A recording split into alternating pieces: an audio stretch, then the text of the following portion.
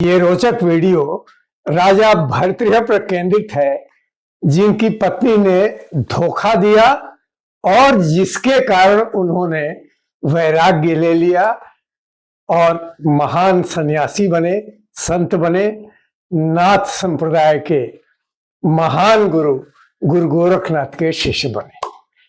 तो ये घटना क्या है और मनुष्य का जीवन क्या है, ये वीडियो बहुत ही रोचक है। नमस्कार, मैं हूं विनय बिहारी सिंह। मेरे YouTube channel tea break with Vinay Bihari Singh पर आपका बहुत बहुत स्वागत है। तो आइए इस रोचक घटना में और क्या हुआ देखते हैं। रानी पिंगला अत्यंत सुंदर थी, अनन्य सुंदरी थी वो, और उनकी सुंदरता से मोहित होकर ही राजा भर्तृहरि ने उनसे विवाह किया था। और विवाह के बाद वो रानी पिंगला पर इतने आसक्त थे कि राजपाट के कई काम भूल जाते थे और उन्हीं के साथ वो अधिक से अधिक रहना चाहते थे। एक बार ये बात तो नाथ संप्रदाय के महान गुरु गोरखनाथ जी को पता चली, तो कहा जाता है कि गुरु गोरखनाथ जी ने ही एक साधु उनकी आंखें खोलने के लिए, राजा भर्तृहरि की आंखें खोलने के लिए एक साधु को भेजा राजा भर्तृहरि के पास। राजा भर्तृहरि उज्जैन, जो उस समय उज्जैनी नाम से जाना जाता था, उज्जैन के बड़े प्रतापी राजा थे।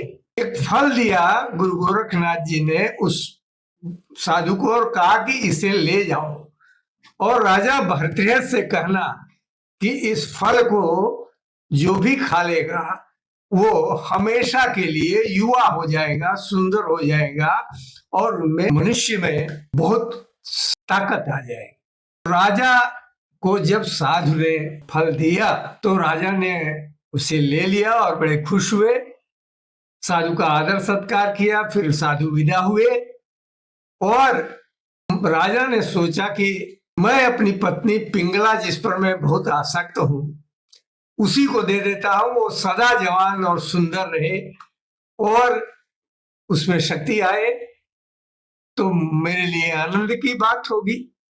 और उन्होंने वह फल रानी पिंगला को दिया और कहा कि इस फल को खा लो, तुम हमेशा के लिए अत्यंत और भी सुंदर और भी जवान हो जाओगी और हमेशा के लिए। तो रानी थी तो राजा भर्तृहरि की पत्नी, लेकिन वह नगर के कोतवाल से प्रेम करती थी, क्योंकि नगर का कोतवाल बहुत ही हिष्ट पुष्ट और सुंदर था। और जब वो अपने काम से आता जाता था तो उसे अपनी खिड़की से रानी देखती रहती थी, आसक्त हो गई उस पर और उसको किसी न किसी ने बहाने बुलाकर बातचीत करती थी।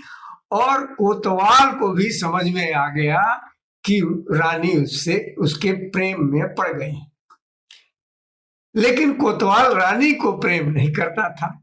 वह एक नगर वधू थी, नर्तकी भी थी, नगर वधू भी थी, उसको प्रेम करता था।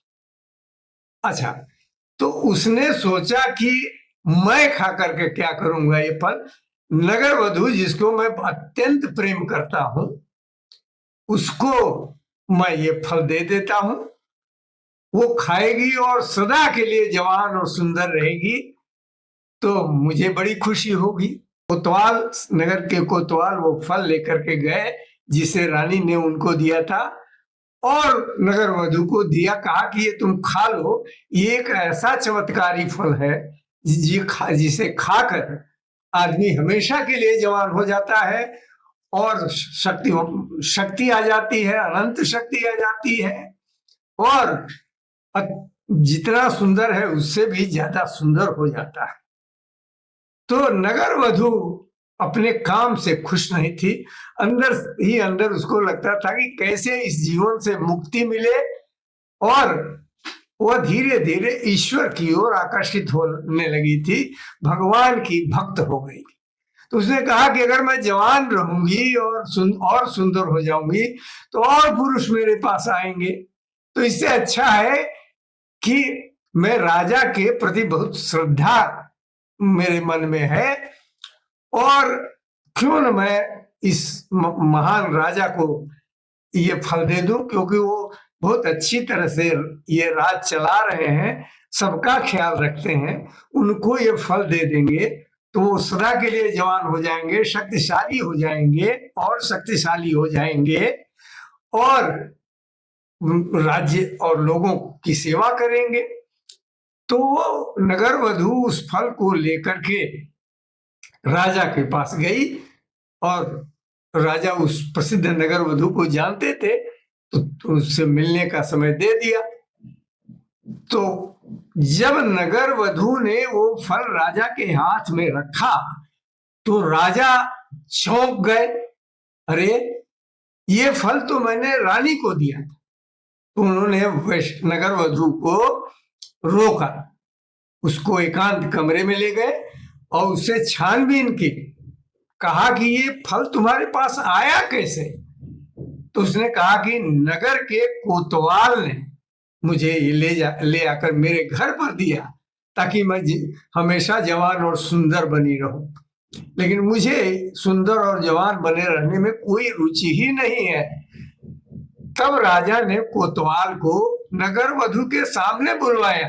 कोतवाल से राजा ने पूछा कि ये फल तुमको कहां से मिला? तो कोतवाल ने कहा कि रानी मुझसे अत्यंत प्रेम करती है और उन्होंने मुझे ये फल खाने के लिए दिया। तो कोतवाल और नगर वधू के सामने ही रानी को बुलाया गया, रानी पिंगला को, और कहा गया कि क्या आपने यह फल कोतवाल को दिया था? तो रानी समझ गई कि अब तो बचने का कोई उपाय नहीं है, अब तो सत्य बोलना ही पड़ेगा। तो उन्होंने कहा, हाँ, मैंने कोतवाल को यह फल दिया था। तो राजा ने कहा, मैंने तो ये फल तुमको खाने के लिए दिया था।